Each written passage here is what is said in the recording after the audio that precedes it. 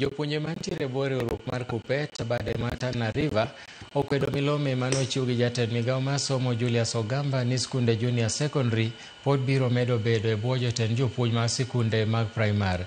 Jopuonje go eko wacho ni dwaro makama pod biro medo kelo chochni e lai manyien mar somo mar CBE ahinya te skunde mag junior school. Kokadho kuom jotendgi, jopuonje go eko medo biwo seyo ne aput mane olosi mar kelo lokruok e sekta mar somo e pachoka, ka gimedo ni dwach jopuonj ne ok oketie maino.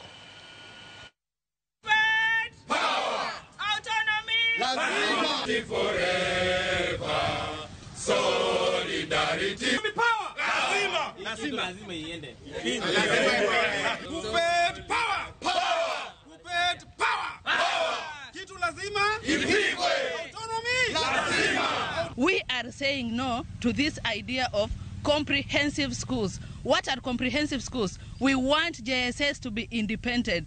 Autonomy? Lazima. Autonomy? Lazima. We have the structured kind of education. Primary schools are independent. Senior schools are independent. Tertiary and colleges are independent. Why are they telling us that now JSS has to be domiciled in primary school, being headed by primary school teachers? We are saying no. Ili JSS pia waweze kusimamia resources zao, lazima JSS wakuwe independent.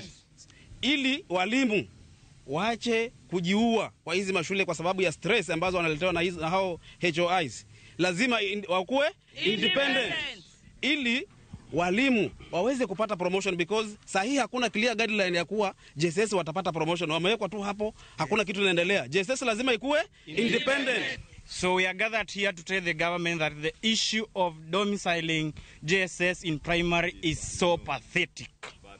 The working environments we are going through is not friendly. Not friendly. Autonomy.